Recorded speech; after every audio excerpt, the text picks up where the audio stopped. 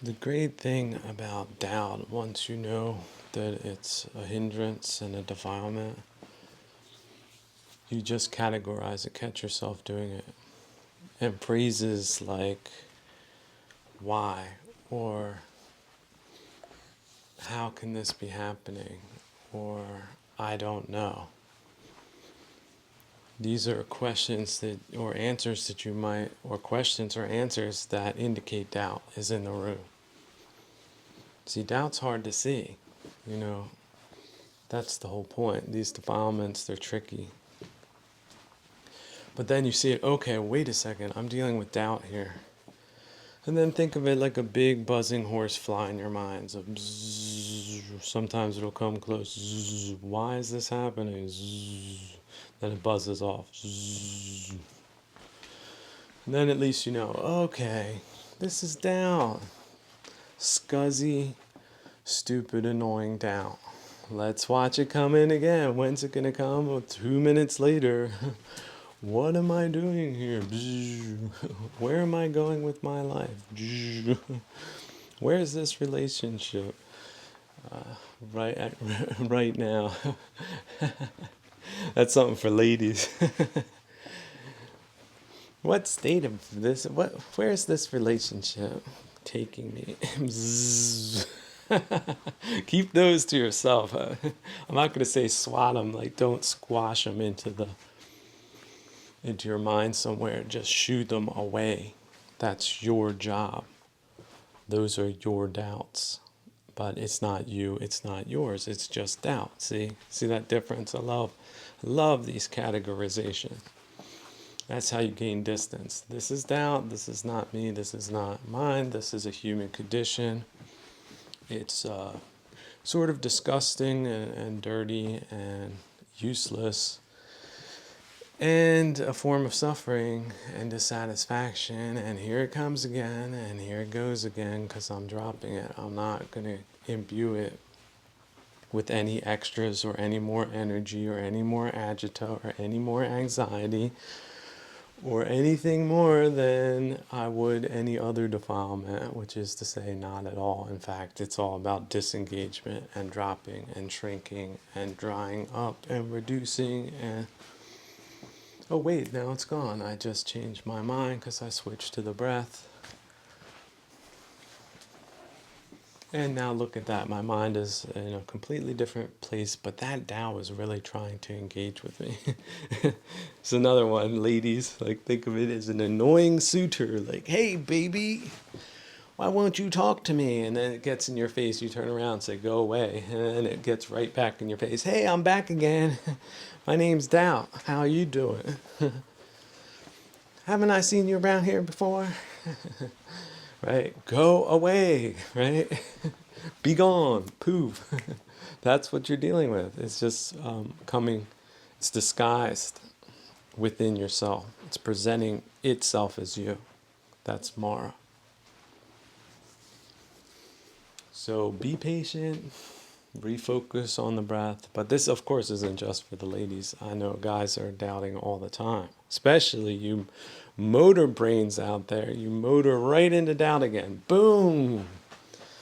Then you do it a reverse. You pull out, you disengage, and then you hit the gas again. Boom! Right again, you motor minds. Right back into doubt.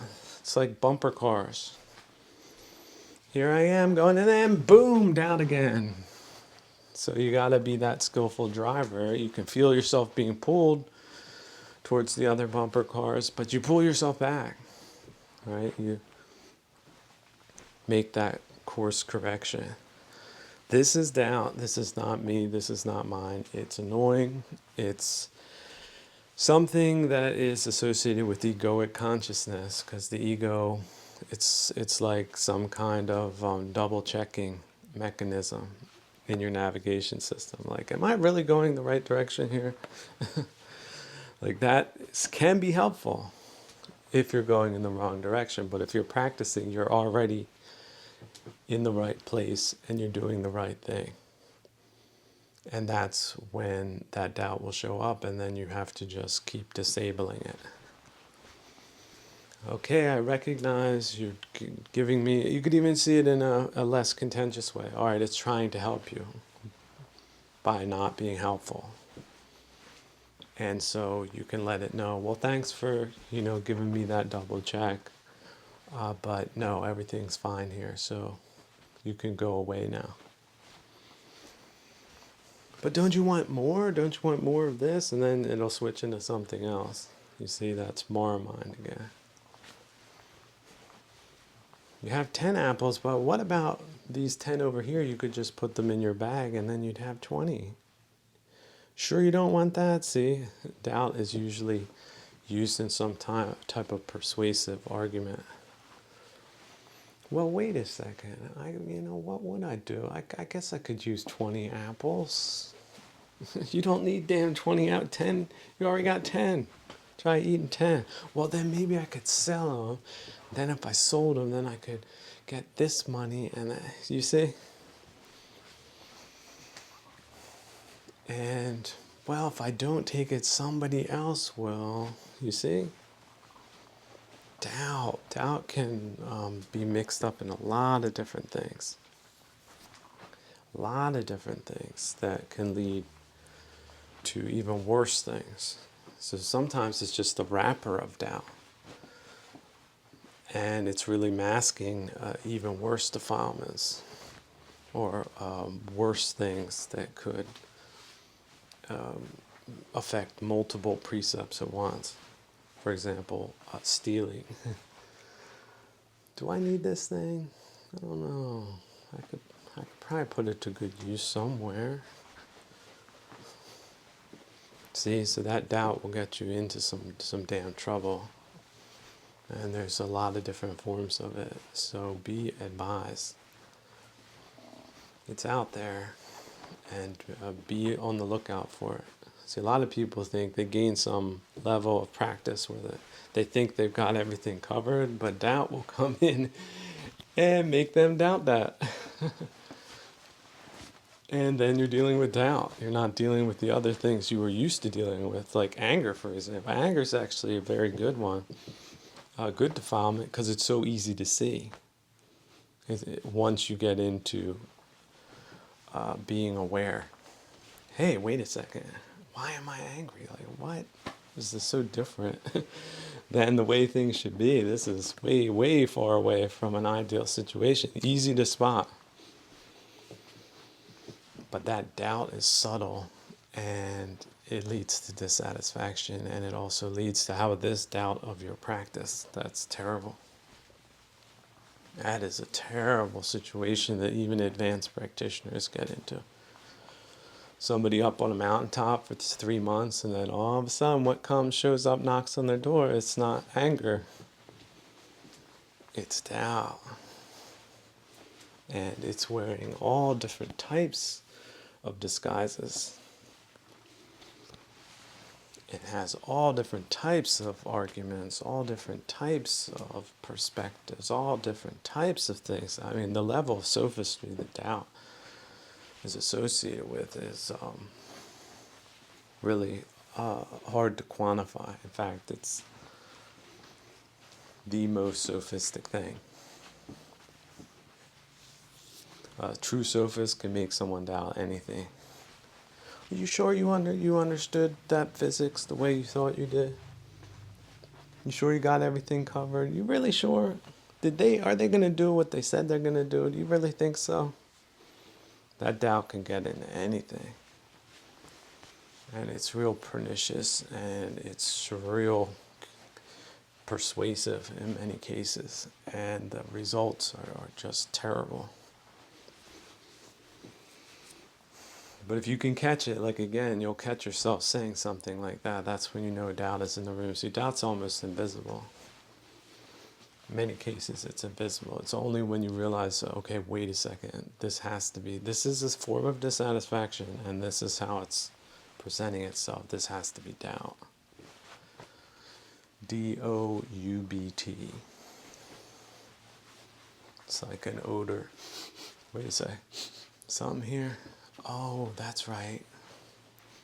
The Buddha said doubt is hindrance and a defilement. This is what he means. Oh my goodness, it's finally, I see it, it's true. And then let yourself feel that enthusiasm, that gratitude for being able to spot it. This is the robber of the mind.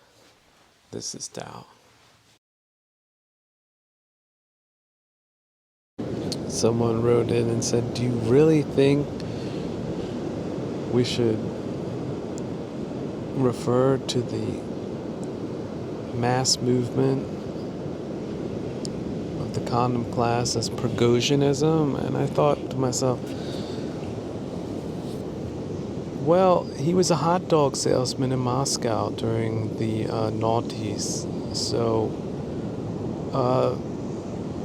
as far as cultural atrocities go, you can just chalk it up to vulgarity, finally. There's nothing really special about it. It's just a financing mechanism post ideological conditions. So, is that surprising? Take out your binoculars, people, if you're in the ivory tower somewhere, and look at the most vulgar people on the freaking planet and try to put two and two together, how they would operate, and voila! It's a 3 Michelin star restaurant with a Prigozhinist chef serving up that dainty meal to a bunch of luxury class beliefists. So how about a slow clap? Just something you would find at some type of idiotic sporting event, like just a clap, a rhythmic clap. For maybe we could call it alligatorism or big wooden malletism. How about whoopee cushionism? Some type of combination of all of that unleashed on the world. There you go. Just look at how handsome that man was during his life before he was turned into a crispy critter. That's about the kind of achievement the Western world has ahead of it, unless it puts it behind it.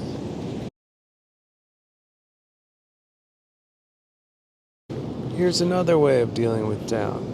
When you find yourself saying, I don't know, see, that's a state of doubt. Use it as your friend. Look, Socrates did. He said, the only thing I know is that I don't know. You see how he took the egoic striving and turned it into a philosophical principle. Now, I'm not saying Socrates is some paragon, because the sophist misused all of his teachings, and in fact, he also turned out to be more worldly than he needed to be. But look, that principle holds up. So when you say, I don't know, that's really the essence of philosophy. That's keeping you fresh. That's keeping you in the here now.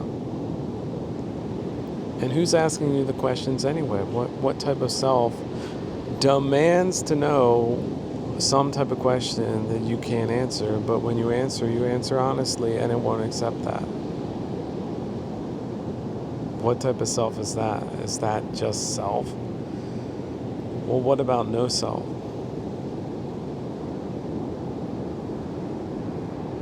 What about that? So can doubt be turned into no self? Well, it can if you're skillful. So you don't have to see, you can see it as a force of nature. It's a force of psychological nature. But just like in judo, that raving maniac that runs at you, with the judo technique, you accept that force and you direct it into a non-harmful direction. That enemy, that demon, is thrown into outer space. Each and every time it comes at you with that aggressive doubt, you can just as elegantly resolve the issue by throwing it in that way. course, a full-on confrontation, it's rushing at you, you rush at it, you're going to give yourself a concussion. You're going to knock yourself out with that one. But that wouldn't be skillful, would it?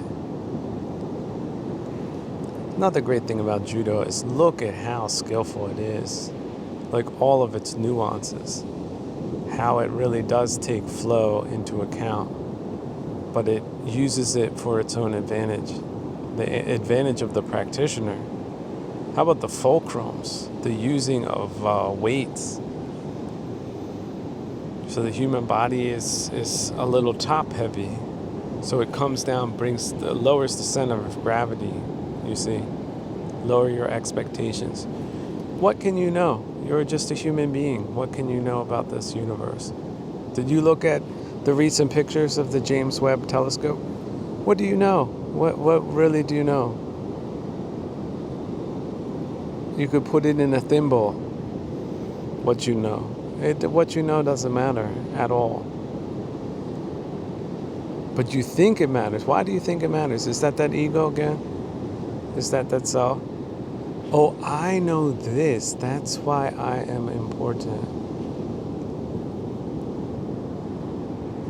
You're not important. Nothing is important. It's only the self that thinks, sometimes delusionally, this is important. It's not important. Remove this importance. If you would just stop eating in a remote place, you would turn into dust. And how important is that? So make these thoughts do that instead, especially doubt. Let it just turn into a husk and disintegrate and blow away with the next wind. Oh, you should know this. You should know that. Why don't you know this? I demand an answer to that. Where is this voice coming from? It's nothing but the howling wind.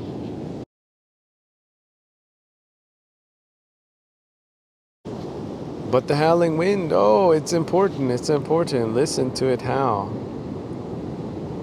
When it's howling, oh, people tremble. People lock themselves in closets. Then you add lightning and thunder.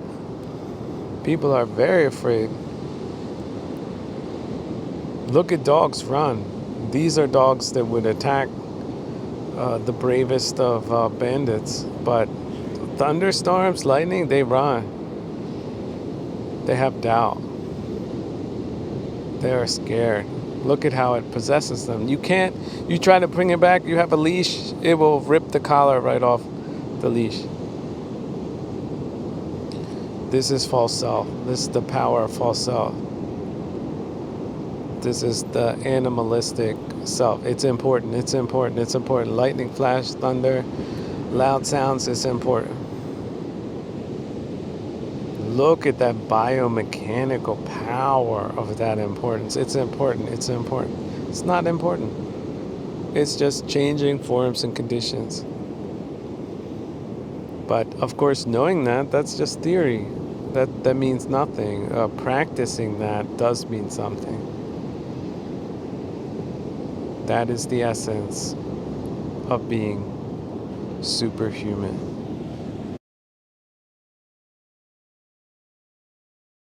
I don't know. Hear yourself talking. Recognize your limits. Of course you don't know. What do you know about H2O and how water is actually chemically bonded together with hydrogen and oxygen? What do you know? You don't know a damn thing. Even if you read it in a book, what do you know? Yeah, that's good. Let doubt teach you. You don't know. That's the limit of knowledge. Human knowledge is very limited. Accept it. Embrace it. See it as a teacher. This is teaching me something. Doubt is teaching me something. Not only am I seeing doubt, see it, instead of it showing up as me, myself, and I see it in a fluorescent prisoner's uniform. and that type of out loud and absurd. But when it shows up, it's teaching me all about limits. I've turned it into something good. That's what skillful practice is all about. Oh no, and oh no, it's raining, this is terrible, it's terrible. Well, perhaps you set up a rain collection system and you have multiple jugs and perhaps even barrels that are now being filled with the freshest of heavenly waters. And so then you're not dependent on sadistic maniacs for your sustenance. Is that a bad thing? Oh, but I can't go outside and sunbathe. Well, look, water has much more uses than sunbathing or personal vanity. So, can you adapt to that reality, or does the self prevent you from doing that? Some version of self which is defective. Can you change that version of defectiveness? Oh, this tarp, it's leaking water on my head. Can you fix that? Oh, now it's not fixed. Now it's not dripping on my head. Now everything's okay, even though it's raining. Oh, really? Amazing. Great. That's it. That's the practice. Someone said, "Teacher, my mother was the most foolish of all human beings. And even to this day, I have issues with that. But she recommended your teachings to me, and since then, I have profited beyond all measure. And so I think of these mysteries often, and I am thankful for your teaching that foolishness leads to wisdom. In a certain sense, she gave me life, but with your teachings, I am reborn."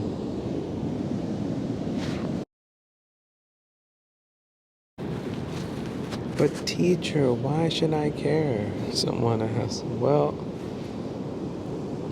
that's a great question. You should ask yourself that. Why should you care? Are you caring about something? Why should you care about that thing? And in this time, especially with malicious propaganda and agitprop, they're always trying to get you to care about something. But if it's not within your area of operations, you can't care. Don't care. Look, it's just jamming you up. Disassociate. No, you don't need to care. Why should I care? Don't look for a reason for caring. You care too much, you're going to suffer a lot, and that is going to be unnecessary.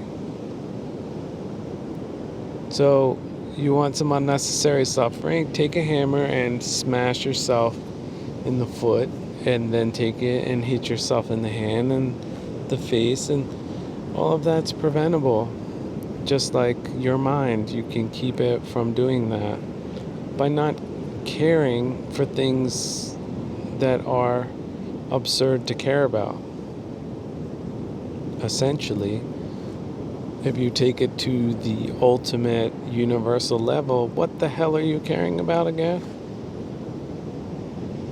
Or would that be an attachment, and your attachment to suffering, that's what's causing you suffering? What? But you care about that? You care about the attachment more than you do about self-care? More than you do about dignity, civility, and respect? More than you do about your own peace of mind? That's skillful, you think? Perhaps you're egoically captured. Could it be? Is it possible? You keep coming back to caring and thinking that's a good thing, but oh, the suffering. Oh, That's not good. But the caring is good. That the attachment is good. But the suffering, oh, that's terrible. Waking up at 4 in the morning and being in a hell state, that's terrible. Yes, I admit that. But the caring part, that's the good part. The attachment part is the good part. Oh, really? Or perhaps you're delusional. That's the problem. They put all of that niceness on top of delusion, disguising an attachment, and then look at that conduit of suffering. It's immense in some very good people, because they are so concerned with things they should not be concerned about, because where are they? They're delusional. They're not. Where's the alligator in the room? Where is the dissatisfaction? Oh, you created that with your mind? That's concerning. Your practice is concerning. But its other things are not concerning. They just have the appearance of that. You're deceived. They have you very tightly. They're holding onto your komodo and they're kicking you right in the balls. They take the knee and kick you and kick you and kick you. That's you doing that. You're allowing that to happen. Judo practitioners, they do not allow that to happen. It happens maybe one time, and then they react like this, like that. They realize that it's an attack. They categorize it. It's an attack on the mind. It's an attack on satisfaction. It's a demon from within. And he comes back. You think you throw it one time, that's it? These demons, they have power.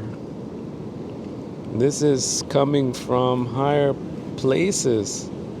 This is the test for your soul. Who can come at 2 in the morning and do that to you except this kind of power? Oh no, this is me, this is mine. No, it's not. You need to realize you're in a fight for your own soul, for your own satisfaction, for your own destiny, for all of the infinity of the bardos. You want to be a hungry ghost? You want to end like that? Why do they have those little houses built in Thailand that ghosts live in? You're not superstitious? You don't believe in that? What about the ghost of the mind? The hungry ghost within you? Can you defeat it? Can you gain perspective? Can you gain distance? No, you can't do that. Everything else you can do. You're so talented. You're so amazing, but you can't do that. That's what's going to kill you. Not just in this life, but in the lives to come. In the bardo, you die right now. This fight will not end. And you don't even know what is attacking you and how you can fight back. This is very bad. This is why you're in the condition you're in. This is why you think Dana is bad. You have not recognized the goodness of Dana? Oh, how poor you are. You have riches, you're very poor. Extremely poor. You're a hungry ghost, just waiting to die. Oh, no, I don't want to die, Yeah, see? Hungry ghost. Don't want this, don't want that. Don't want to wake up at 1:43 in the morning. Look at the watch. Every time you wake up, look at the watch. Look at that number. It's trying to tell you something. This is your ancestors trying to convey a message to you in symbolic form. But no, that's crazy. That's crazy. Take drugs. Do what you're doing. Forget about this. Forget about that. Get back to work. No. You're on the wrong path. What part of self-care is that? No. You have to take these things very seriously. But remember, it's not all bad. These are teachers. These are hard teachers. These are the teachers coming back again and again and again and again. They're trying to teach you something until you solve the meaning of the puzzle. It will remain puzzling. Oh, but teacher, I was born as a child. I know nothing, and now I'm trapped. Look, it's understandable. Have compassion for yourself. Look at fish that get trapped in traps. You can set them out at night in the places they go. Look at them. They all have very high opinions of themselves. Do you even know where they have been, how they have lived in such a realm? And look at them. They are helpless. They are trapped with the dumbest of traps. You're stuck in a trap like that, a psychological, spiritual trap. It's that simple. Look at nature all the time. Look at these creatures. Look at them. They're very clever creatures. A crab, look at that. You even if you watch 24 hours a day a crab, you would not understand all that it knows, just because it is. Look at that level of subtlety. You could look at a crab 100 years and still not understand everything it knows. But you were born a human, you know everything, you think. This is a big blindness. This is why you are suffering. Oh, that suffering, it's very real, isn't it? Look at you. It's Sunday morning. You should have the best of moods. Look at this weather and suffering instead. Where's the physical pain? There's no even physical pain in many cases. Teacher, what should I do? What should I do? Now you start asking the real questions. These are the real questions. And nobody recognizes these questions. These are the real questions. Suffering and the elimination of suffering, the dropping of this. Oh, if I can only do this. If I can only do this. Of course you can do this. But to do this is the highest skill. This is what practice means. Oh, but I would pay everything just to be rid of the suffering. Well, someone who says this is not weak or misguided. They know what real value is. And if they give up everything and they remove suffering, they have made the most celestial, noble of choices. They have passed this worldly test. They are truly noble. They are. And worldly people, oh, we don't understand that. This is crazy. This is not real. They try to trick you. No. If it's real, it's real. And what you paid is pennies. Nothing. Sand. You threw sand. Somebody said it's valuable. It was $100 trillion, but you gained satisfaction in this dimension and the dimensions to come. How is that a bad exchange? When we know we will die. This is very rational on a certain level. But no, the worldly people come say, you made a mistake. What mistake? They made mistake. They're delusional. We're surrounded by delusional people. This world is nothing but delusion, but it's a test. It's a springboard for gymnasts of the mind. Oh, but teacher, if I give away everything, I will be poor. Poor? That's what you call riches of the spirit? Riches of the here now, of the eternal now? That's what you call poor? No attachments? That's what you call poor? What kind of thinking do you have? Where are you coming from? How poor was the Buddha when he went from the richest man of northern India to the poorest of men that we are still talking about 2,500 years later? But he did nothing according to worldly people. He made a mistake, they think. What do they know? What do you know about riches and attachments?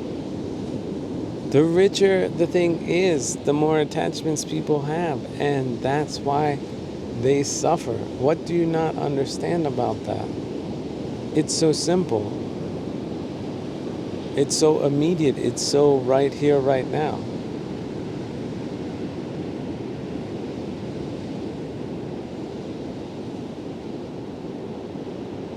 Look at that link for coffee. Why haven't you sent all of your money there and decided to live free? Is it a lack of courage? Is it a lack of insight? What's wrong with you? Are you too weak to be free? Will you not strike the last blow on the chain of causality that is keeping you here as a slave?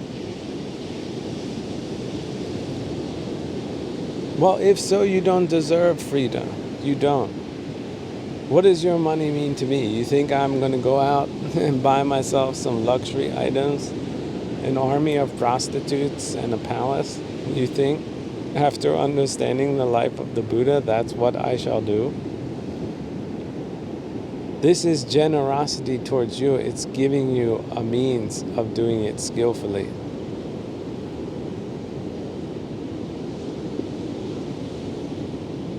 Now, of course, it should not, whatever is left over should not be managed irresponsibly, but how much can one do in this world with that versus spiritual liberation, which is priceless?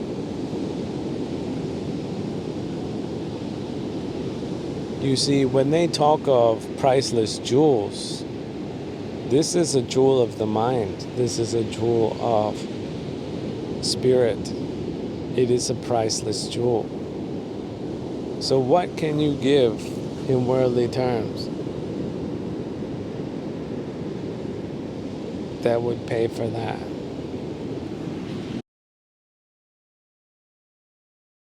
Ooh. Tenet Media and Dave Rubin took $5 million from some Russian stooges, but he was the victim. They misrepresented himself. He couldn't figure that one out. This is, top journalistic, editorial know-it-all.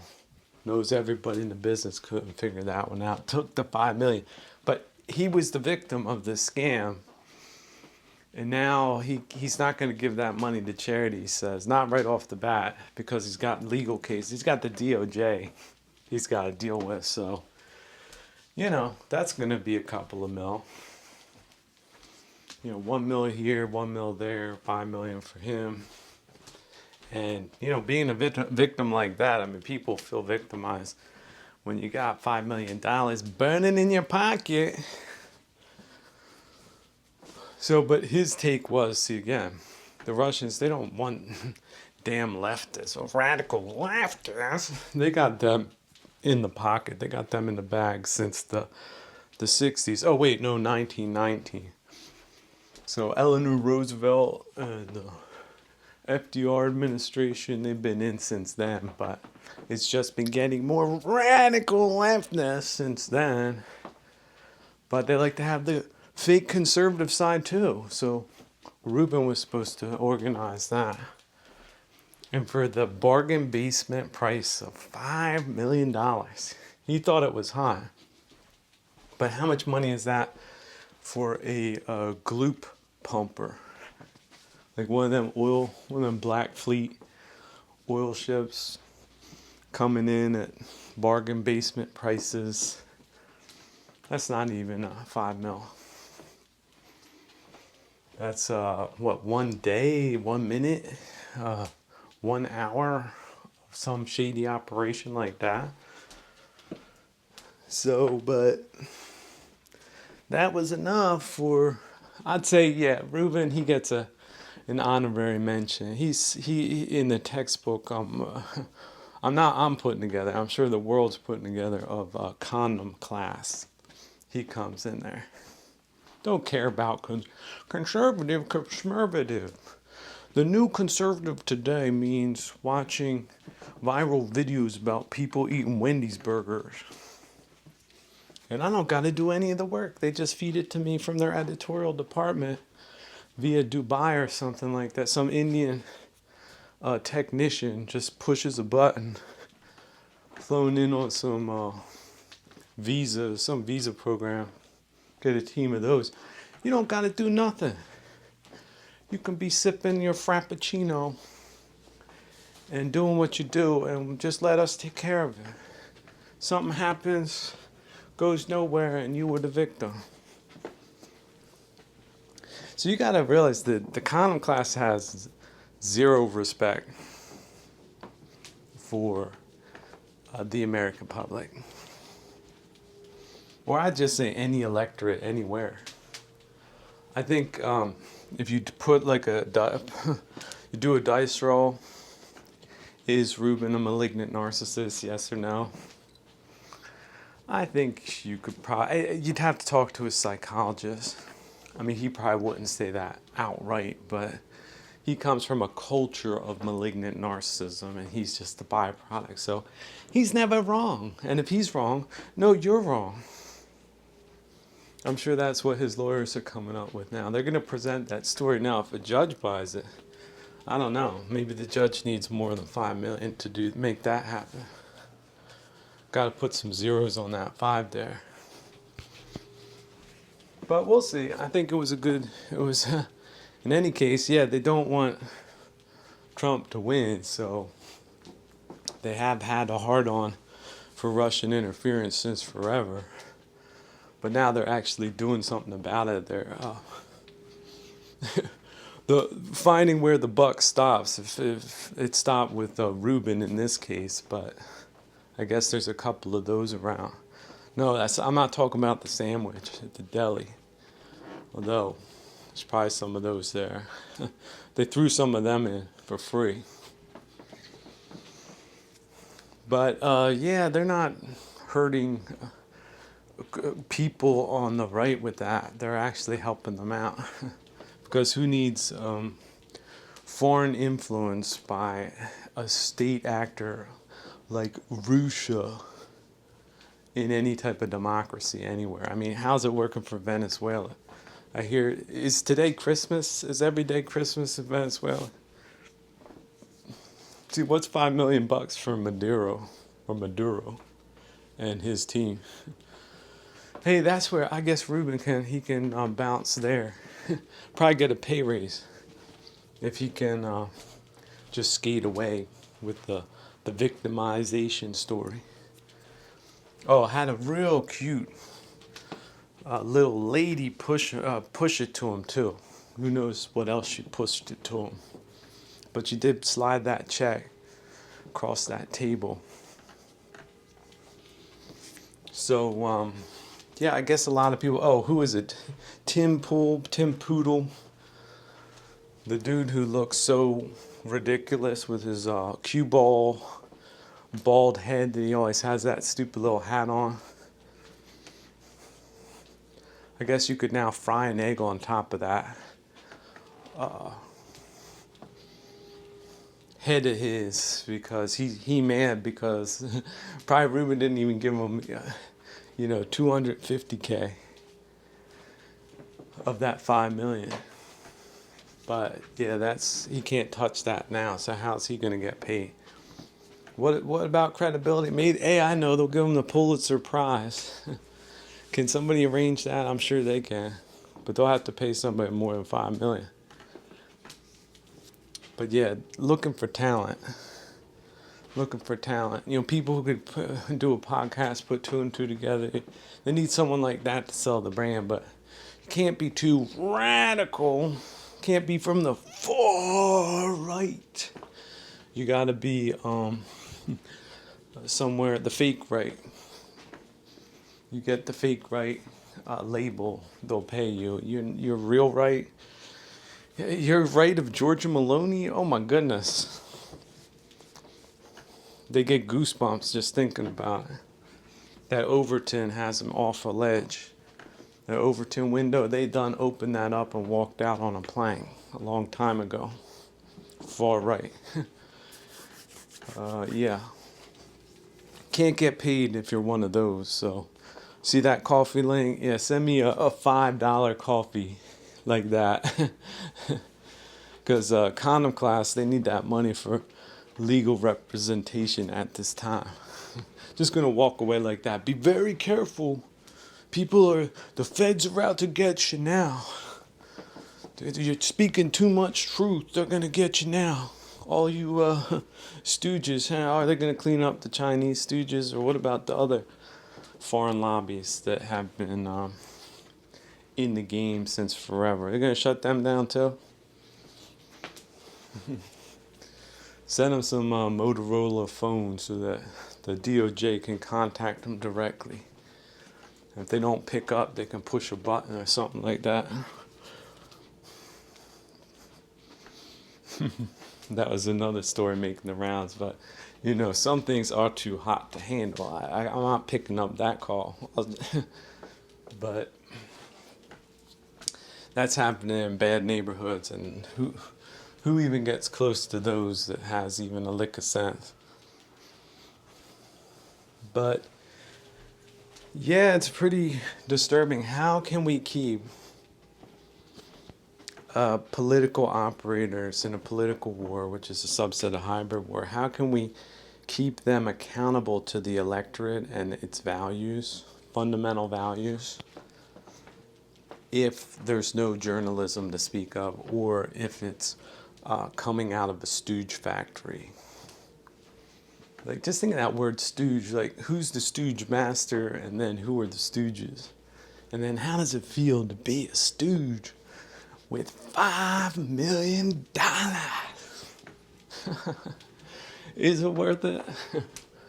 Out this, I wouldn't even take one wooden nickel from popular so-called Overton conservatives. So I guess that makes me far right.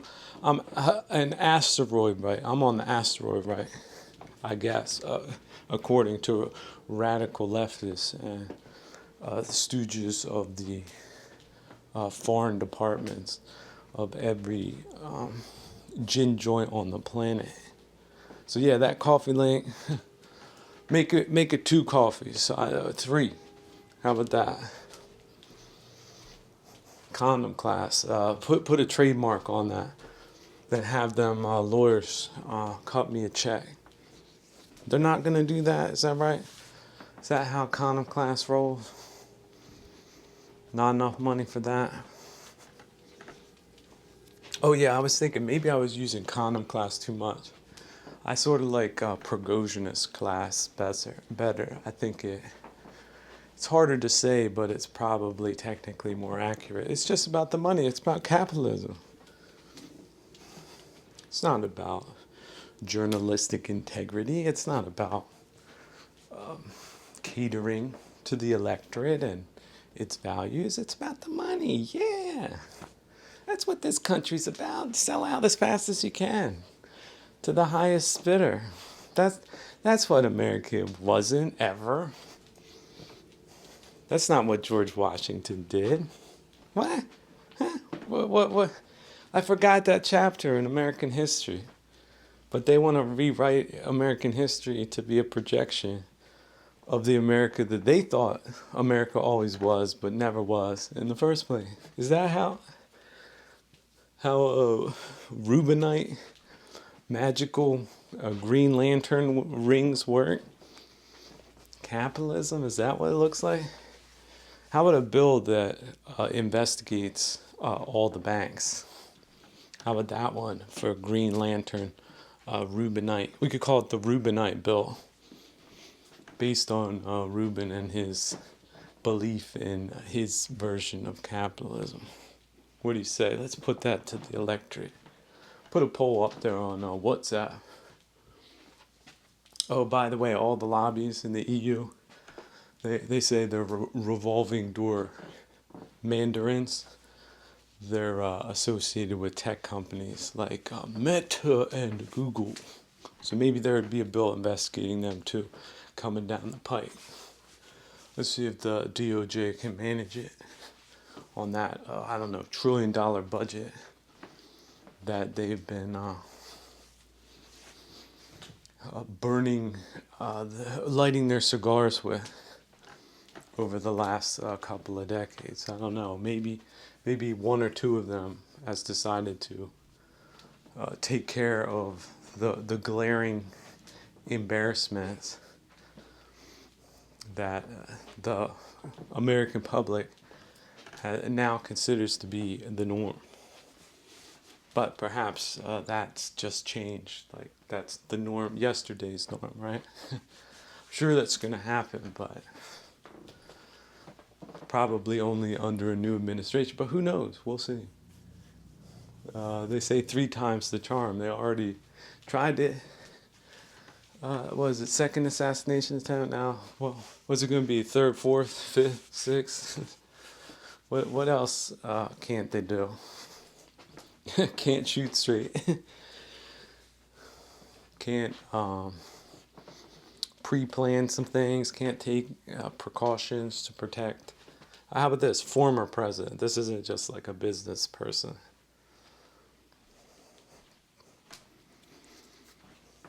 We'll see. I mean, this is just, Tuesday? But in any case, yeah, things are zany out there. And journalism was always about covering it. And it was always about telling the truth and letting the chips fall where they may. But yeah, if the American public is not being informed on a daily basis, how can they judge how they're getting scammed?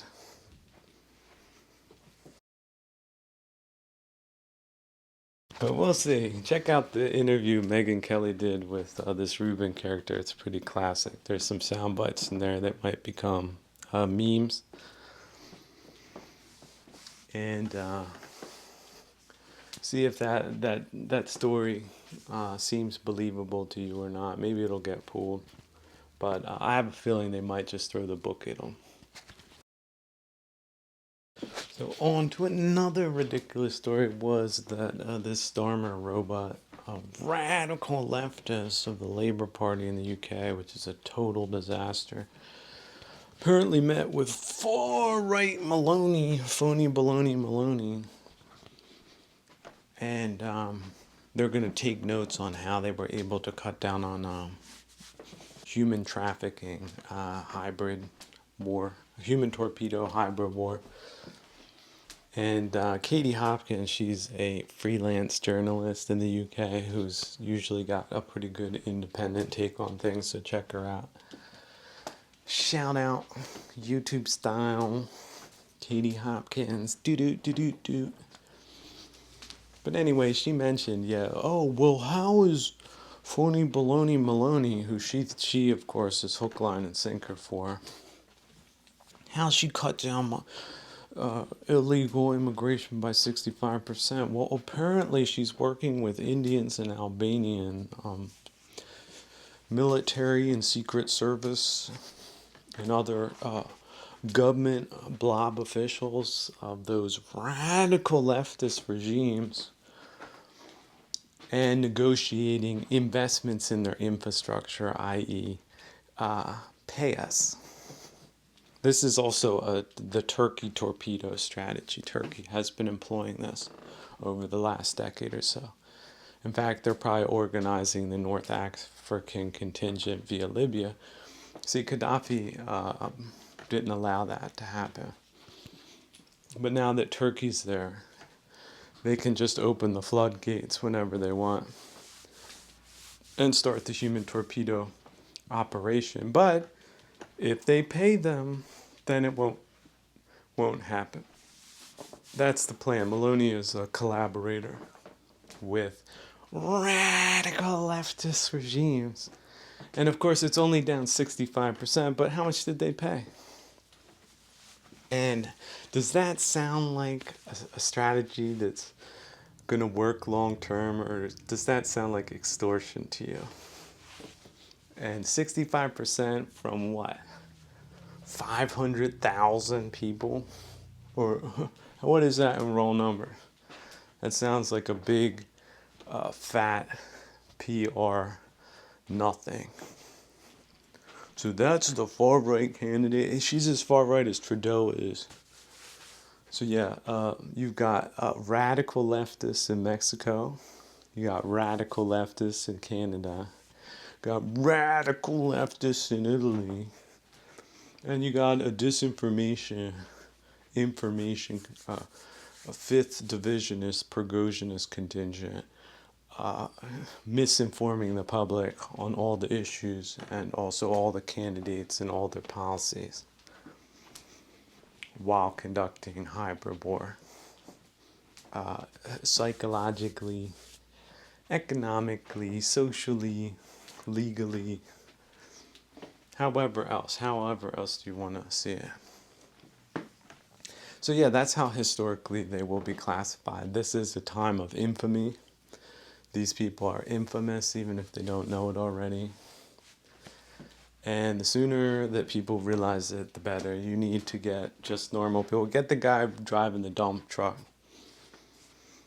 with everybody else in the village. And guess what? Start a new party. And then watch the scuzzballs and the dirtballs show up that will profess to know politics better than the people do. And then, have them arrested. And then you'll begin to start turning the corner on this. But the people who allowed this to happen, they're war criminals. Cultural, economic, political, psychological war criminals. That's the only way to see it. And that's the way it will be seen, even if it takes 10 years. One of the amazing perspectives and insights that Meister Eckhart provides, which can also be seen within the context of karma or kama, or insights regarding that, is radical acceptance of whatever is in the here now, especially if it's some form of adversary or adversity, physical, psychological, or a combination of the two. And to see it as inevitable, and to accept it as inevitable, and to accept it as something good, which is to say, to change your perspective and find the goodness in no matter what is there.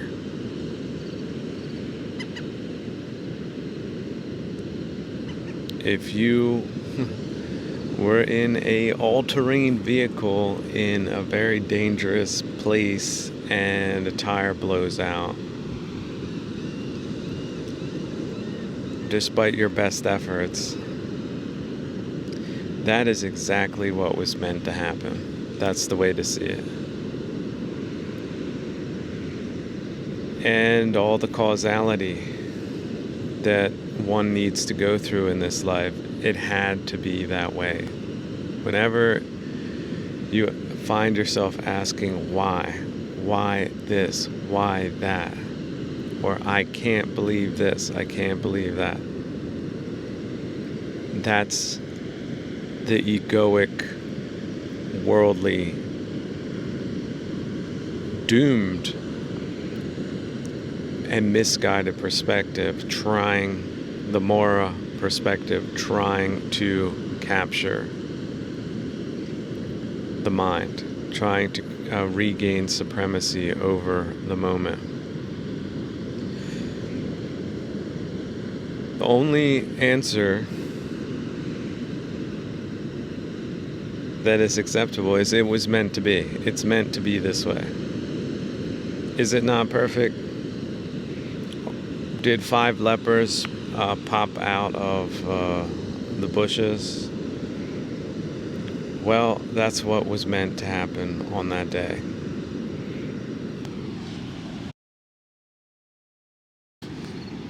This does not necessarily mean that you interact with everything that is thrown your way, but you can also see it in a symbolic way.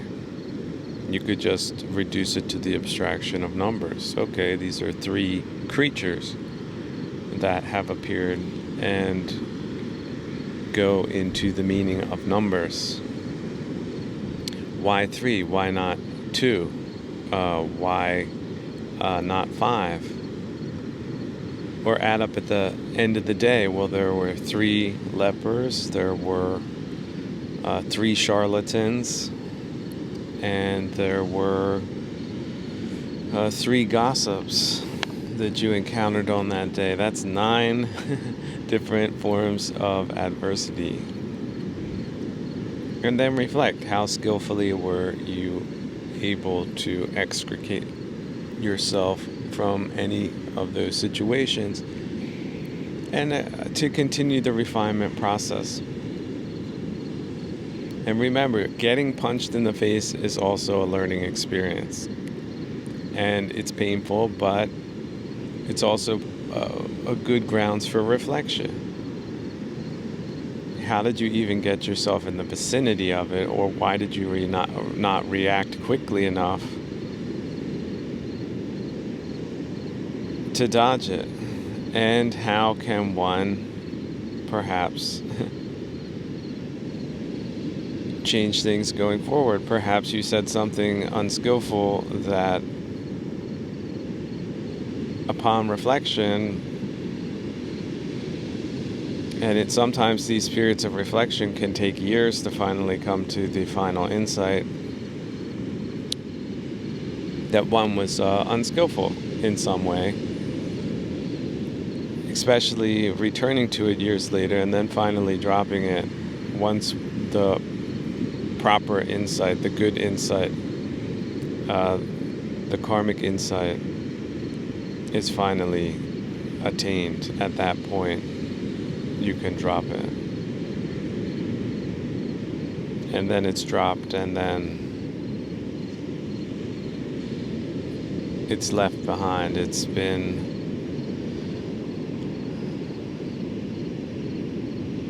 dissipated. It's removed from your karma. It's removed from your journey.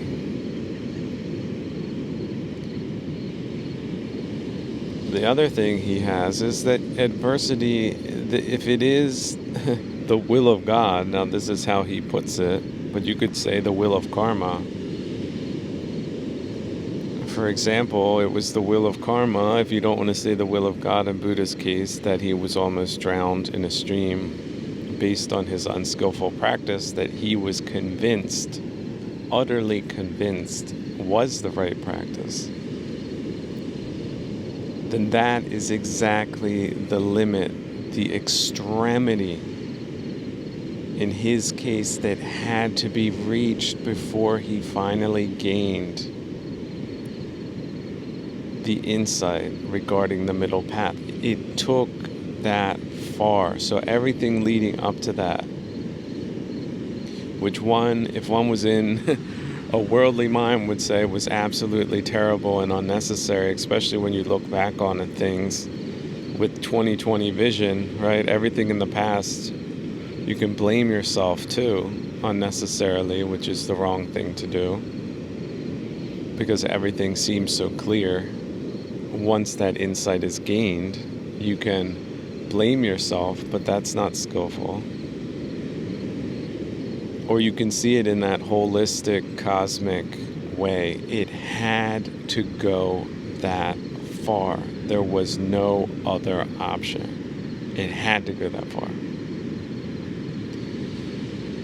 The same with social conditions. Things, you're in a period of gut-wrenching decline and imbecility and insanity.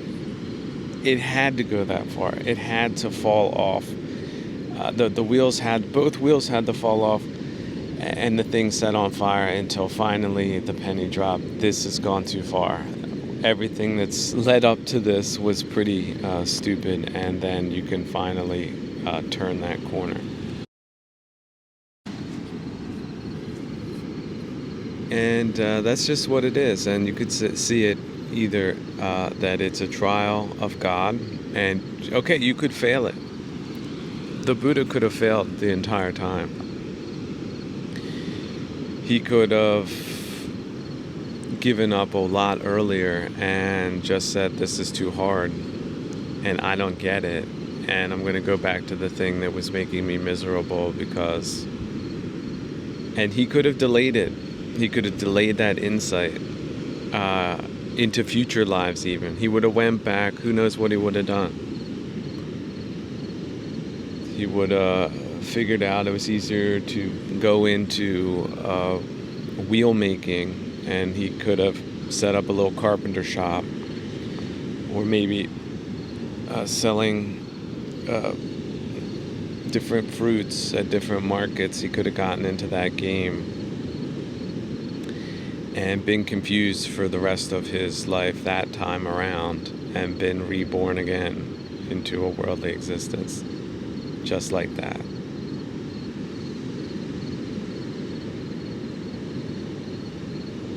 So I think it's extremely important. I think Meister Eckhart is really the one that gives people that kind of perspective, that when you're going through difficult karma like that, is to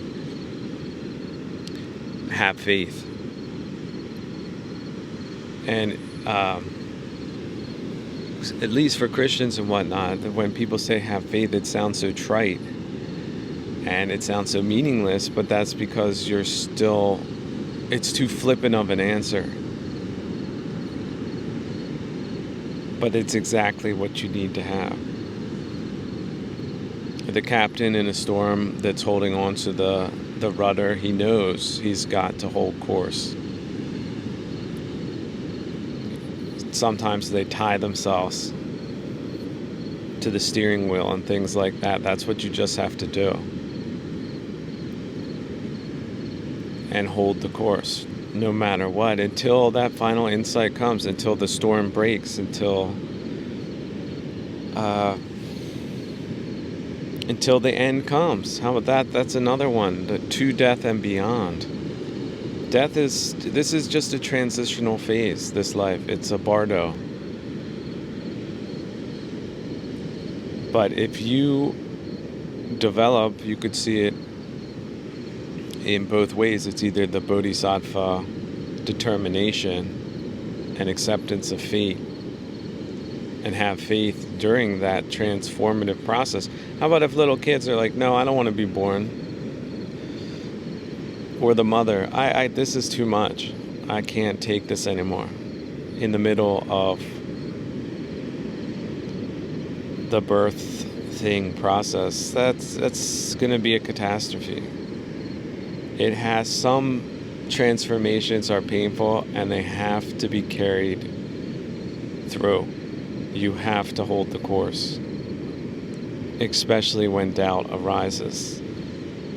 And if you're on a spiritual transformational journey, that doubt is going to be with you almost constantly. Because it's ego transcendent by its very nature. You don't know, just like the infant in the birth canal, he doesn't know what's going on. It's a good thing his brain's not functioning, because he would have doubt. He would put his hands up. He would block, he would kick his leg in a way. He's like, I'm not going out that hole. It's too small. I'm not doing this. This is terrible. What direction am I going in now? But that would be making the whole process so much worse. And you could die, what do they call it, in vitro or something? That's how they put it. And just like a lot of infants who die, infant mortality, that's what they call it. The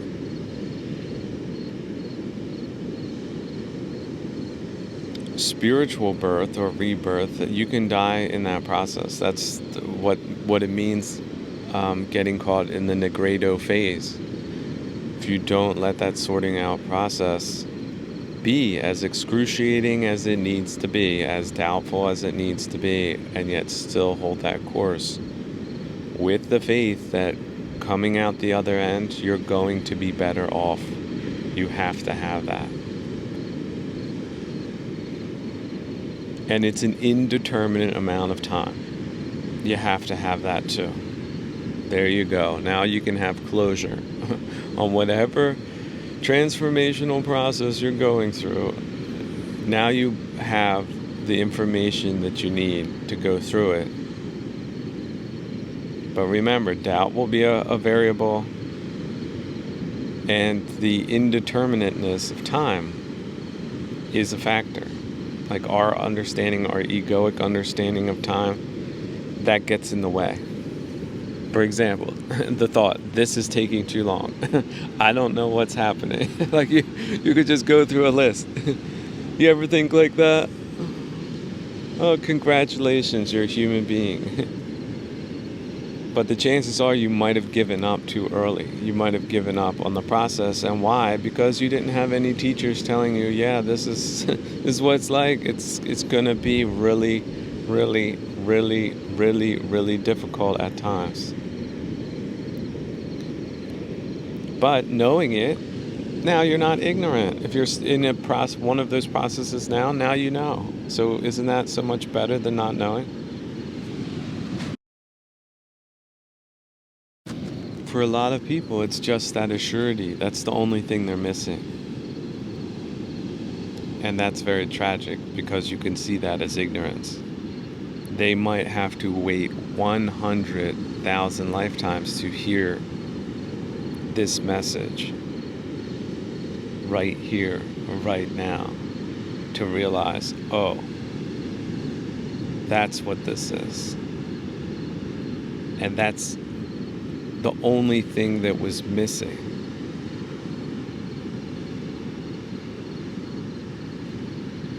So don't discount it. Don't discount it at all. That's oftentimes the only factor that's missing.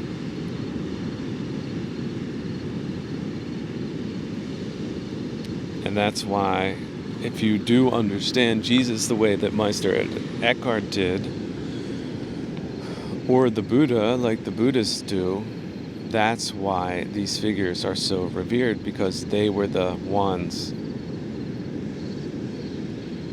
that had the faith to carry through these during these extremely difficult and questionable transformations.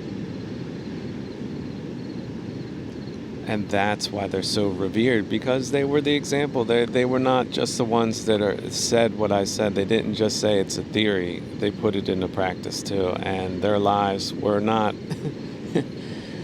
there was no doubt that they made it to the people who knew them. There was absolutely no doubt. People were shocked beyond belief.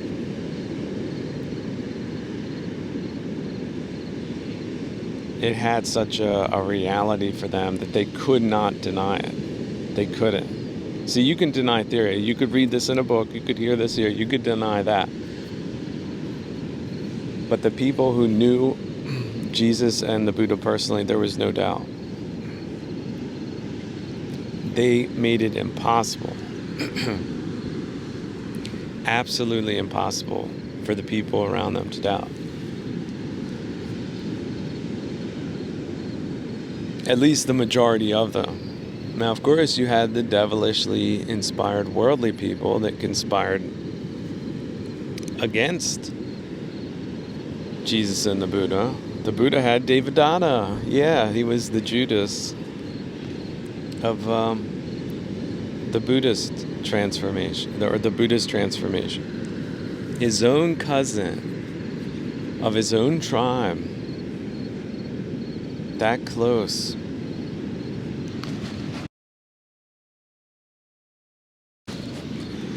So all that really inane, low, vulgar, common, normal drama,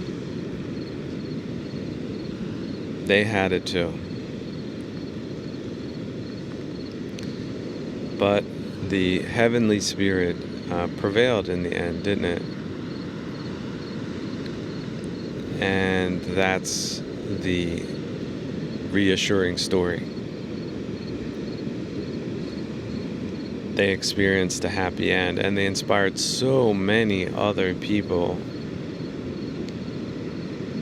to go through their own trials and tribulations and doubts and setbacks and injuries and healings and final insight gaining processes.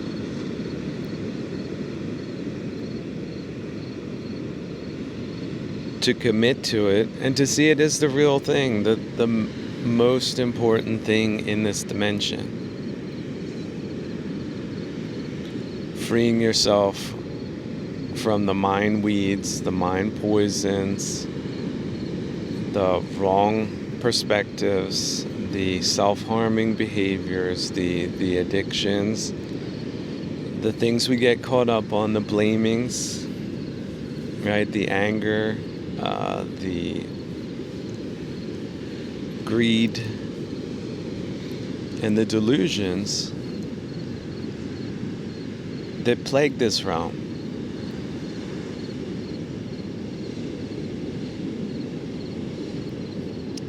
And coming back to Master Eckhart, he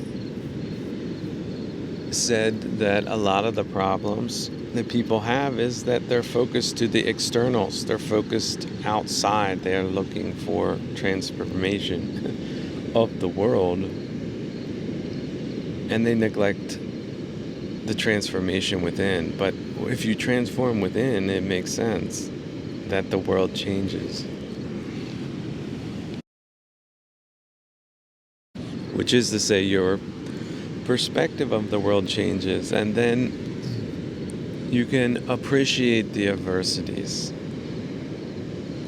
instead of hating them. You can see them as inevitable and also leading towards a good thing. For example, you're stranded in the bush, but that led you to accumulate certain skills that might help you later, or did help you later. And oftentimes, looking back, you say, well, that was the training exercise that ultimately was the thing that brought the skills or to that level, to at least an intermediate level, and that was exactly what was needed later on when it really mattered. But then it looked easy and it wasn't a big deal. It's only other people whose good karma perhaps deserve to get out of a bad situation, and you were there. Because it's not just your own karma, it's a tapestry of karma, which also means it's social or civilizational karma.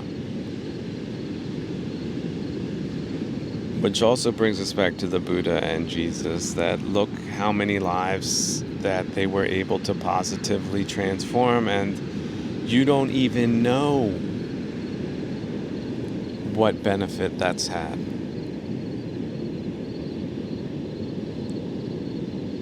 On your life, but it has. It's a civilizational factor.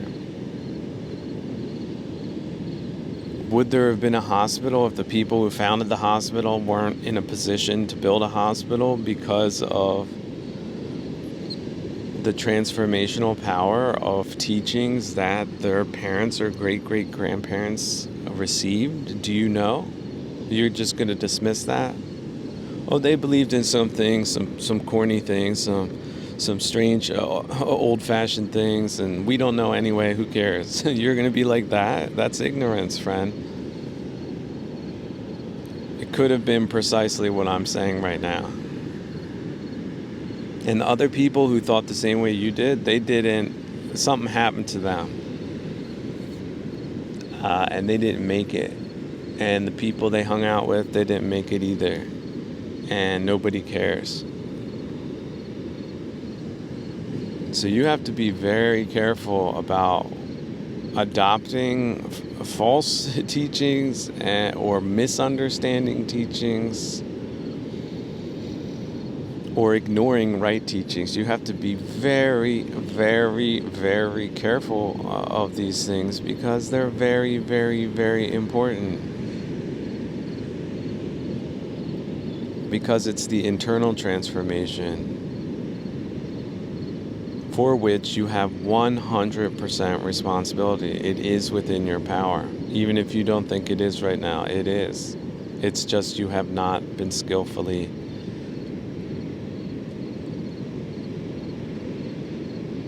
interacting with these things. You haven't been looking at it as adversity as a positive catalyst, as an alchemical catalyst, as a necessary catalyst.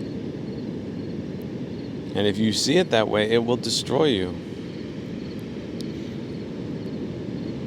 But if you change your perspective, it will transform you. And that really does make all the difference. So things are looking bleak, things are looking messed up, things are looking wrong, the wrong people are doing the wrong things in the wrong way, and all of that. Look, that's just look at it like that's what has to happen right now. That's what everybody who had even a slightly bad idea has to get completely wrecked for the right ideas to finally gain traction.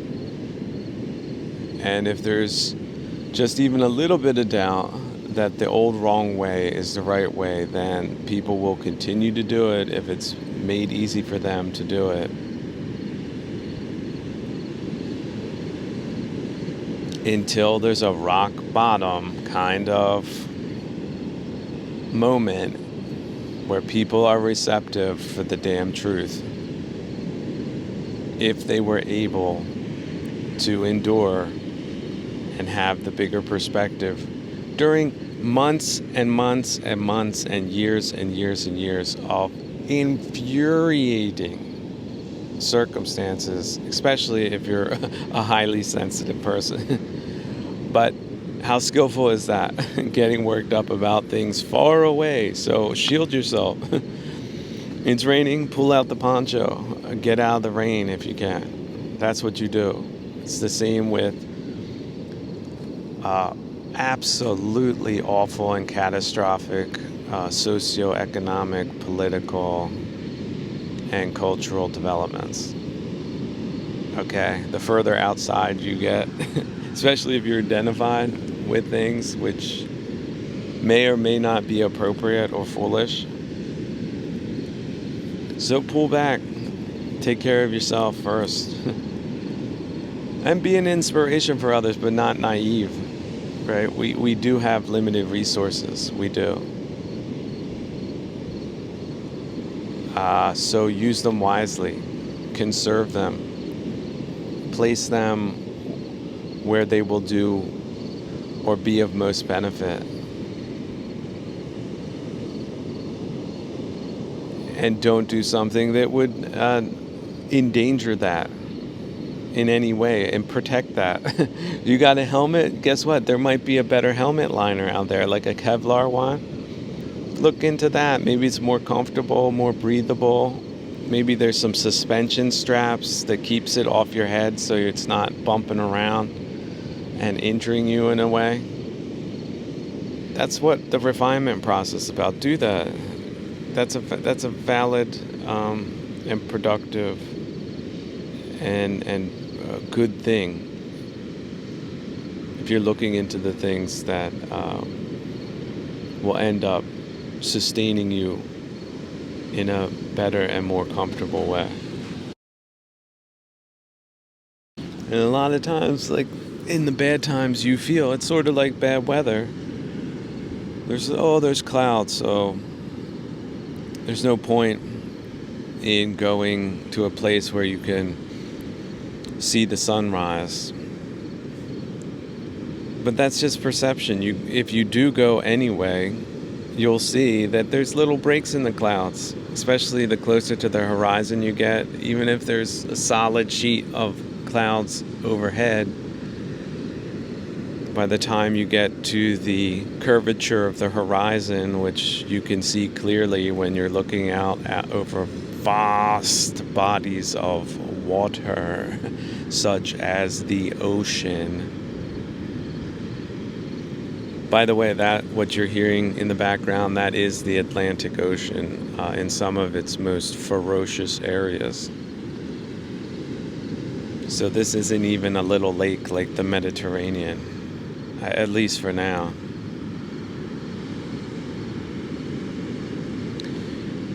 But you go to the spot where you can watch the sun come up, and guess what? There's miraculous beams of light and rainbows and sun displays of sun dancing you've never thought were possible. But had you not believed that it was worth it because it was a gray, rainy day, then you never would have experienced that magic that does exist. So get there. But as far as ending on a nice note again, remember, however bad things get, it's working towards the good and better. And if you put the priority on personal transformation, tough times, the tough just get tougher. And I know that might sound flippant, and you don't want to hear it when it's happening, but digest it. It's true. It's true. And those tough times, when you go into the ring and your sparring partner is tough on you in a training exercise, you get better. Even though it hurts, even though, especially your ego might get bruised. Oh, I thought I had this move down. I had this combination. And I went into it and bam, just like that. No, your game isn't as good. Your moves aren't as fast. So you want to bruise your ego too? You're going to beat yourself up about it? Or are you going to say, well, it's better I learned this way, in this dimension, and then don't end up in the hell realms, in the potentially millions and billions of lives to come. I'd rather almost have drowned in that stream and pull myself out than never have brought it to that point of realization. And practical advice for people stuck in a hybrid war. Look, social conditions are one of their vectors. Sociology is one of their vectors. And anybody saying far right, you see, they're already saying, oh, we're trying to say that these positions are toxic. You can't discuss them because, and then do emotionalizations of a 1984 nature. So I understand people can get themselves into that bag and do it as a useful idiot. Works amazingly well on women, especially feminists that have been taught that they're smarter than men instead of listening to men, which is a fundamental inversion of how society works. And then they put the chicken coopism on top. You can't say that around me. That's offensive. That type of attitude, if you've experienced it, you're trapped in it, you're in a bad place, and so are they. And they ain't going anyplace good, so cut bait. You can be the honest voice, and if they don't accept it, then they're not part of your society, even if you think they are. And some of them are going to have to come around real quick, but if they don't, they're gone, they're done. They got them, the devil done got them. That's why in strong societies, there were strong men telling the women what to do and what they couldn't do, and not the other way around. It's a doomed to failure model. So the women who are so impenetrable that they can't hear that, in fact, they get offended at that, well, they're lost. And I get it, women, look, you didn't get what you wanted, but maybe they set the bar too high. Maybe they screwed your expectations.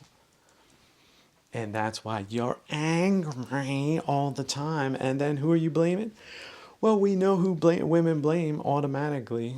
It's men. Well, which type of man? Well, it's probably your type of man. The man that either you believe screwed you over, or the man closest to you. Because women don't think too far, do they? It's always the man's fault.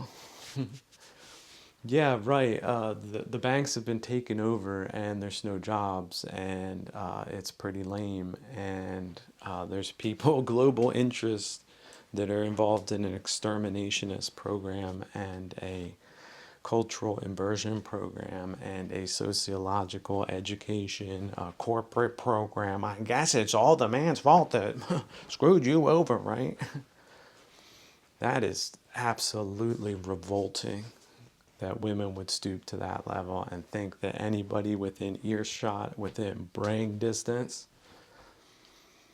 would give them any modicum of credit for doing that. Don't look, we're in a bad time, despite the gaslighting. And so guess what? It wasn't your man's fault. If your man were doing good, if they had good psychological conditions, spiritual conditions, cultural conditions, financial conditions, because it all sort of fits together like that. Would you think they would be in a bad mood and treating people poorly? A lot of times they can't deliver the goods because of real reasons which might be beyond them. Now, women in the past gave their men the benefit of the doubt on that. These days, no, they're always at fault. They should have done better. They should have done this. That's not helpful.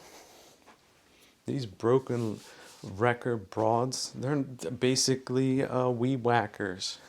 Wah, wah, wah. They're not making anything better for themselves or others. So if you've done that, you're doing that, stop doing that. That is revolting and counterproductive. You need to help out your men where you can. And guess what, women? You shouldn't be out there out loud and proud. Women need to keep themselves in cover and covered, because you're easy marks for any old shimshammery. That's what your great grandfathers knew like the back of their damn hands. You think they wanted you to have a bad life? Like the ones you are living right now? No, they didn't. So who screwed up? Did they screw up? I'd say you screwed up. So change the way you think, drop all those bad opinions, and help the nearest man next to you out, who should also be very close to your family and your ancestors, like direct immediacy kind of close. Because the other kind of help ain't helping nothing. Helping the devil maybe. And look how much, he don't need no help from any damn extra women, although there's an army of them doing his work right now. with their wrong opinions. By golly, why has the world been so wrong? Well, we weren't the ones calling the shots. Yeah, okay. That was never true. Never will be true. Never is true. We would have to take over and organize something. A catastrophe has happened, and the chances of success are 80-20 against. If they pull out something out and off, it's an exceptional, it's a miracle. And they should hand off the baton as quickly as possible to the nearest capable party and give them the real deal. Like, hey, guess what? We're in a hybrid war, and they're coming in this way, that way, the other way. How about this? Telling environmentalists, real environmentalists, that they're climate deniers. Just a word, again, sociological, psychological, propagandistic, sino-soviet, radical leftist position that has no bearing in reality. Yeah, the climate's changing. It's always been changing. It's going to change again. It's not the end-all, be-all of planning or strategy. And doing really dumb things in the name of that, and then shouting everyone else down with poisonous labels is counterproductive. And the Sino-Soviets and their little lick spittles, they laugh behind closed doors that you could be that misdirected, that you could turn scarlet letterism on, chicken coopism. You can ramp that up against people that, and it works, that have nothing to do with that.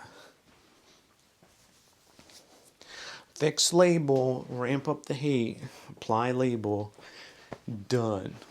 Chicken coopism, look at that. You're not a good worker. You're an enemy of the state. You could rant anything. You dummies.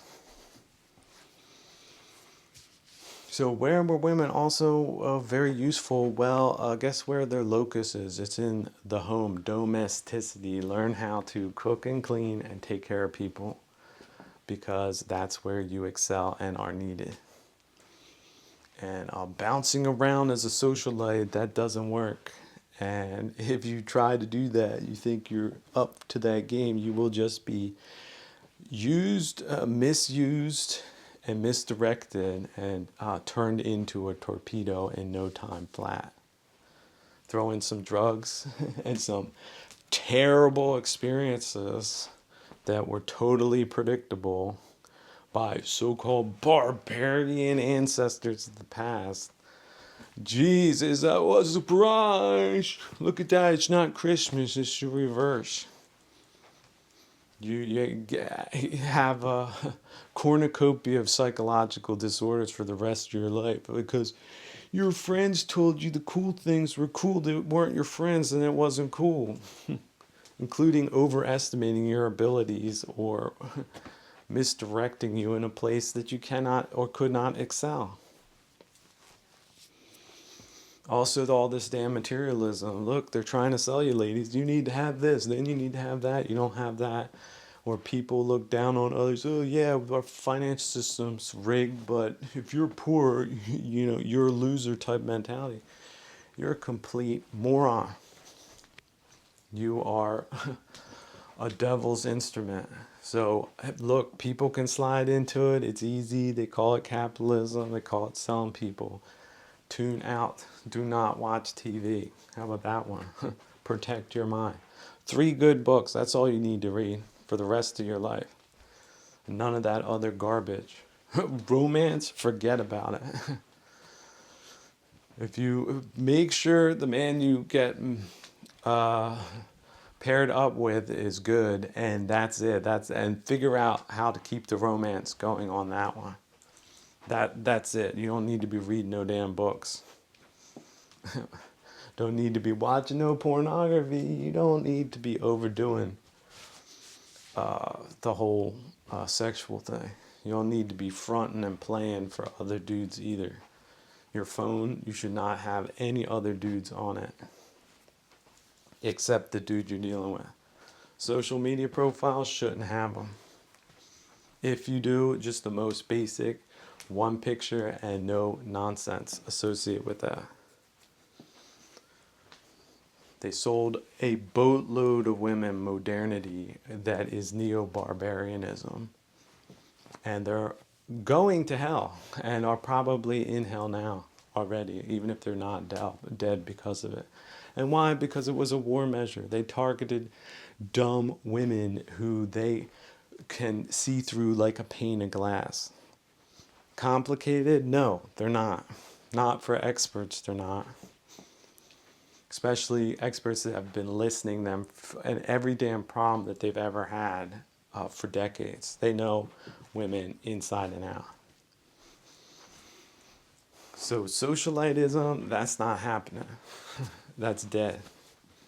Gotta go to university, become something that you're not quite cut out for? No.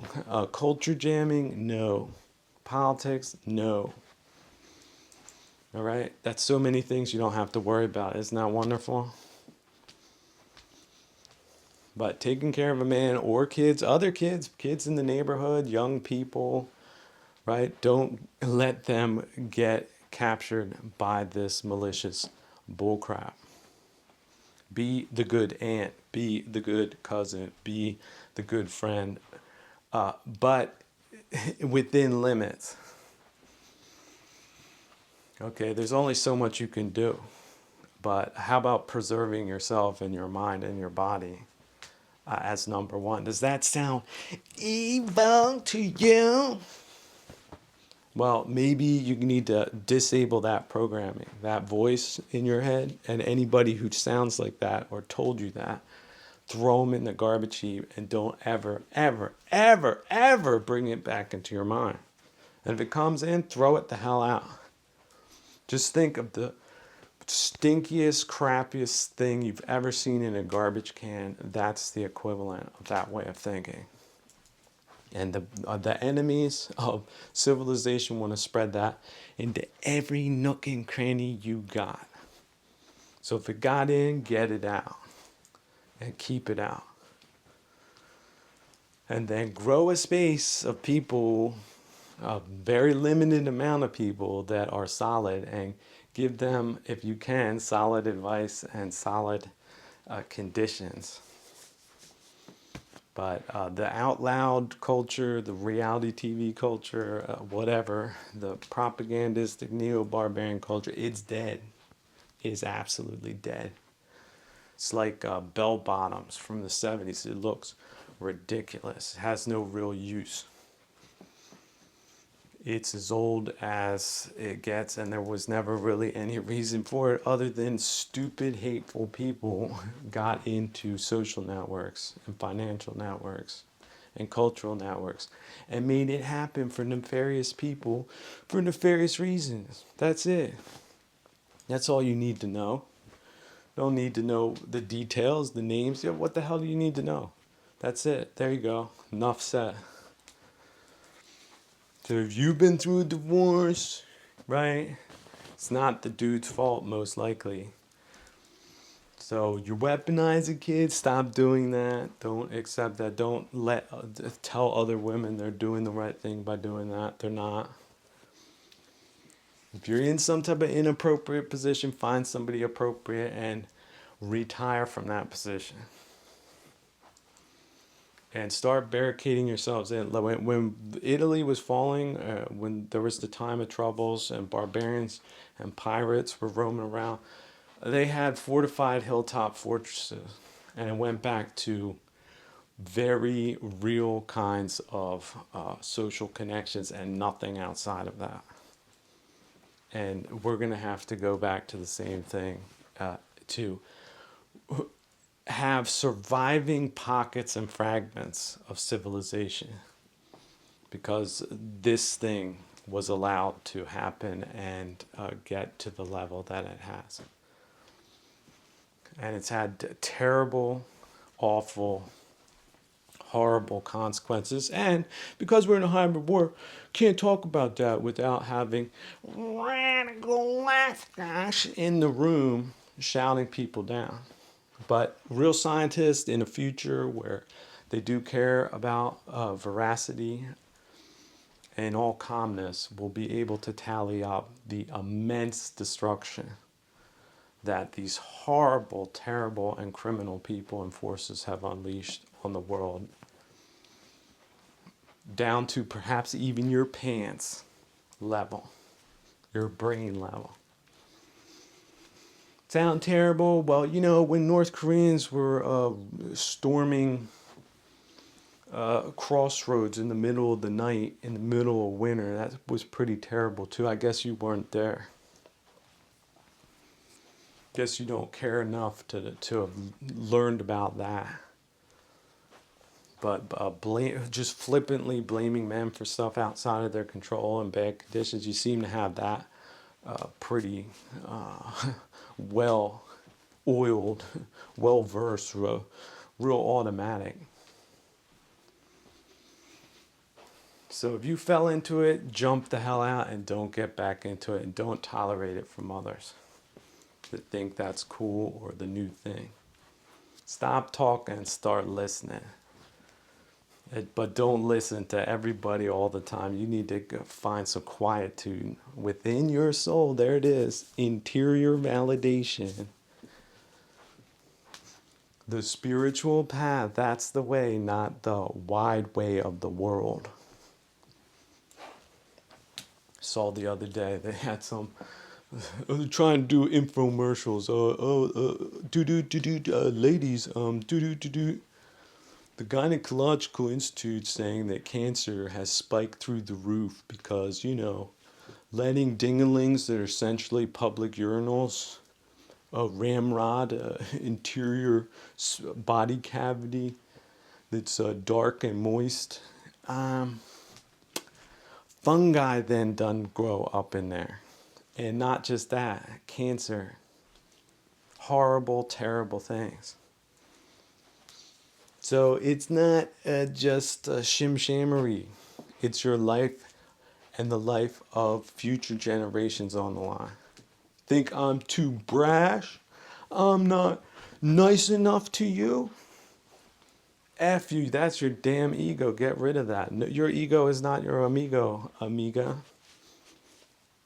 Take that amigo and throw it on the damn ground with your whole body and get those 56 bows. You could do it morning and before you go to bed. There you go. Keep that ego away from yourself so that you can hear the damn truth, because it will save your damn life and the lives of others. Can't take the truth from someone like me? F you. Who needs you? Let me tell you, no damn good person. And this goes for the old ones too. You got that big old mouth talking about man this, man that, didn't deliver this for you, didn't deliver the pizza hot enough for you.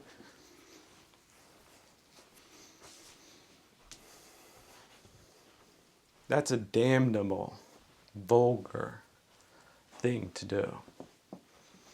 Gratitude is where the heavenly realm is found. And you old ones, you should have a lot more damn gratitude, because if this place wasn't civilized, and it's getting less civilized by the minute, you'd be turn over rocks for grubs. And that is the damn truth. So if you're a young lady that never got on the out loud and proud route, your phone's not blowing up, don't ever let go that way. And if you went that way, like I said, repent. Stop doing it now and adopt the spiritual path. And repentance is not saying asking for forgiveness, begging, because that's what they do. That's too late. It means stopping that type of behavior and resolving to live in a godly way. Every damn day, every damn minute, every damn second. And it's difficult, no question. But it doesn't need to be made more difficult by putting yourself in toxic situations, surrounded by toxic people, and just thinking it's going to work out for you in a hybrid war. It absolutely won't. So now you know. Like I said, the rump-a-dump, been thrown in, busted in a oil drum of life kind of women. Start thinking about that, the lives to come. And if your life ain't over, you can still be a force for good. Your karma, start working on it. Start working on it. All is not lost. As long as you're not dead, all is not lost. You need somebody to look to, Mary Magdalene. There you go. Say a prayer to her every night. Follow her example. And for the broads that don't get it, they want to find, they're calling their next bully to try to stop people from telling the truth. What can I say? When those flames lick up those legs and burn you to a crispy critter in the lowest pits of hell, remember that. You deserve it. What, you're not scared? Not even a little bit? You got that bossiness all over you? You don't even tolerate people talk and say, well, we kept your bossy type of person? Whoa. Okay. Look, that's just what it is, isn't it? There's all types of different kinds in this here dimension, aren't there? But rest assured, nobody worth anything wants to be anything like you. And especially if you're rich, you got jewels on every one of them damn fingers. You got every different type of fashionable clothes. You got shoes. Nobody wants any of that. No matter how much that junk cost, it was a poor exchange for those priceless jewels called dignity, civility, and respect. And I don't feel like I need to use any examples, but how about in that cesspool called Los Angeles, P. Diddy Diddler busted his ass. How did all those women end up getting orgified into the gynecological department with a dirt bag like that? What kind of permissive culture has been promoted by sino-soviet radical leftists that thinks that that is the way Western civilization or dang California should have gone for years, allowed that to happen, still promoting that, despite P. Diddler now going to go behind bars for life.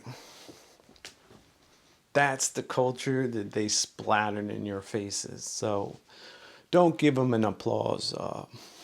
Give them a rap sheet instead. And he's not the only one. Who put him up? Where'd the money come from? Was it Prigozhinist? Is that it? Oh, they don't know. It's a shell company. It was somebody, they had some cute, who knows what, Oriental broad pitched some execs. And that's why. Oh, okay. They were victims. Oh, sure they were. So judge these fruits by the roots, and judge the roots too. Throw them all behind bars. Throw them all into the sea. How about that one? But for women, get the music out of your head. Get the people out of your vicinity. Get the everything. Dust. You know how to dust out a closet. You need to dust out whatever social circles think any part of that is any part of a bit of acceptable, because it isn't. Oh no, but the LA chicken coop minder said you must be this way. This is the way it's done. This is modern. That's what they said. They're still saying that. Well, no, that's not it. They tricked you. They wanted to rule in your life. And look how many lives have been ruling. So they're the bullhorns that you think are a good substitute for socialites.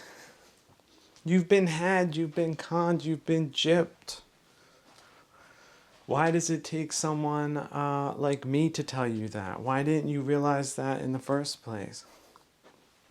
Why do you have atrocious taste and atrocious result? Why? Is there causality? Is there karma involved? Is it a lack of spirituality or real religion? Is it roids, religious operators in disguise that put you on the wrong path?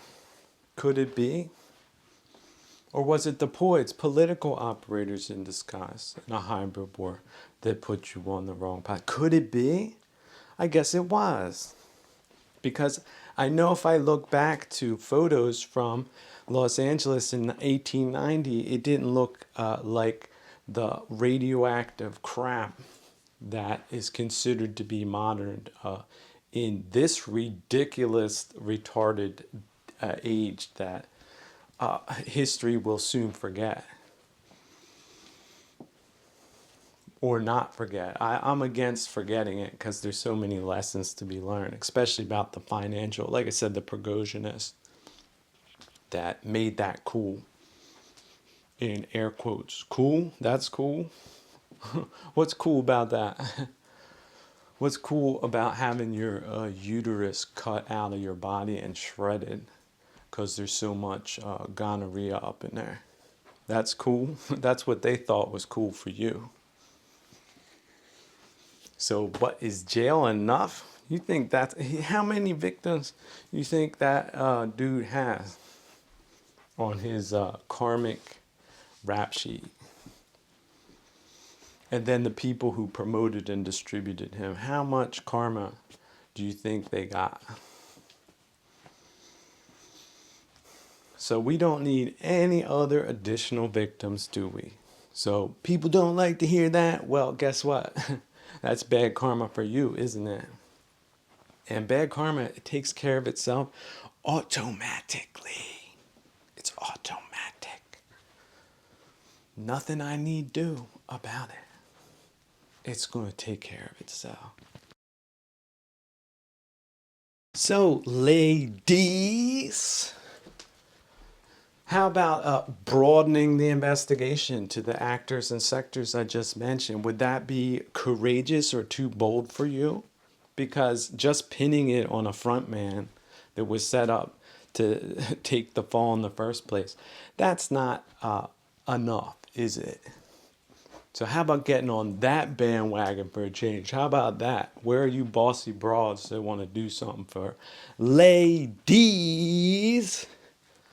For real? Then why not do that? Or is that too brave? Would that be frowned upon by some monstrous hag-like entities? Is that who you're really afraid of? Is that, who did they serve, do you think? God? Was that what godly results look like? People dying of cancer? I don't know. Somehow, beg to differ. So how about you want to get on a roll, ladies? You want to be political? Then make sure you petition. Get out there with the pickets. Broaden the investigation. Who were his financiers? Who were his distributors? Who were his bouncers? Who were his friends? Who were the organizers and orchestrators? Broaden the investigation. But remember, they're going to call you a climate denier or a woman hater for taking a stand like that. Because not allowing women to have free range of a genocidal smorgasbord is to limit them and to hate them in that way. because they like to call people haters. And one they really like to call people, especially someone like your great great great great great great great great grandfather, they like to call them women haters. Because it's a Marxist ploy. It's a gimmick. It's a lie. People trying to tell you what's up. They're hating on you. How's that possible? Did these words batter you? Did they batter you like a baseball bat? How'd that happen? No, it didn't. It's a lie. It's a ploy. It's a rhetorical, malicious, malign tactic. So who's doing that? You think they're your friends?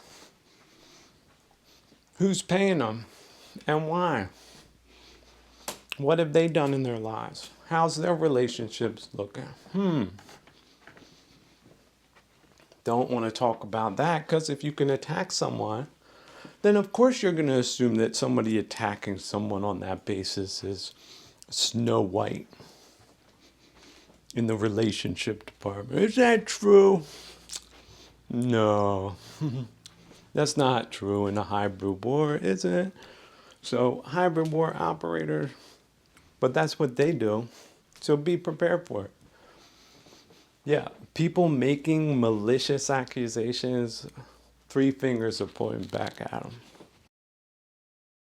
But I said I was going to end on a good note, and I really do try to do that all the time. See, right there, I would say right then I had to take an anti-venom, mind poison injection, because that stuff drives me up a tree.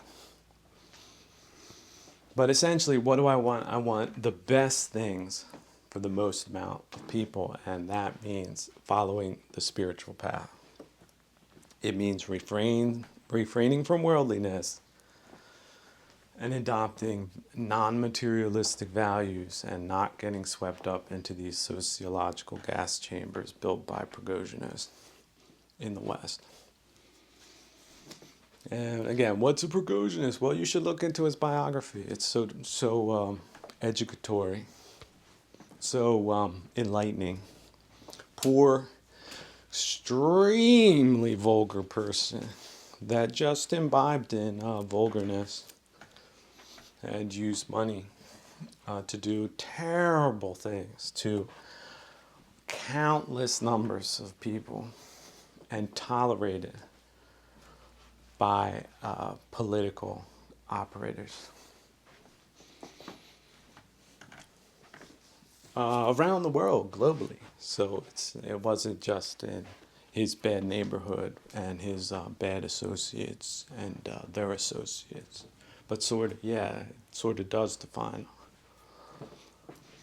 So Russian origin, sino-soviet, like best buddies kind of thing. So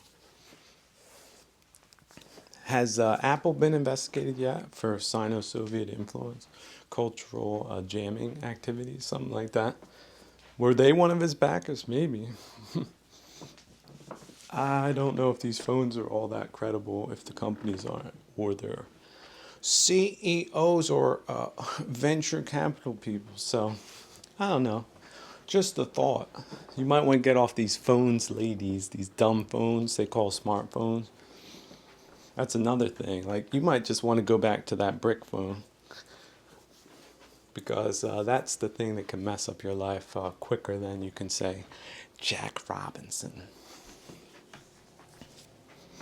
or Robinson Crusoe. Let's get back to Robinson Crusoe. Forget any other cultural figures that the radical leftists have deified in the last 100+ years. Remember, 1919 was the beginning of the international. So any deified radical left figure is a total fraud, despite whatever materializations and affixations of their name to otherwise veritable institutions might have happened since that. But again, that can all be reversed, and it should. The sooner the better. So it can happen. Look, you just changed your mind about possibly how you've been living and how you talk about, how about this, even talk about men. that you've ever dealt with or are in your vicinity. No, they weren't responsible for your contentment or satisfaction. You're responsible for that. You always were. And the same goes for men. Guess what? These women, they're not there for your satisfaction. It's great when it works, but it's your own damn responsibility. If you don't get it right, it is horrible way to go through life, stuck in the realm of the flesh, as they say. So start listening to those Meister Eckhart audio books. You can be listening to them all day, all night long. If you're a Catholic, your grandparents were Catholic, start listening. Just listen to that. No radio, no TV, no news flashes, no politics. Just Meister Eckhart. That's about where we're going to dial this thing back to.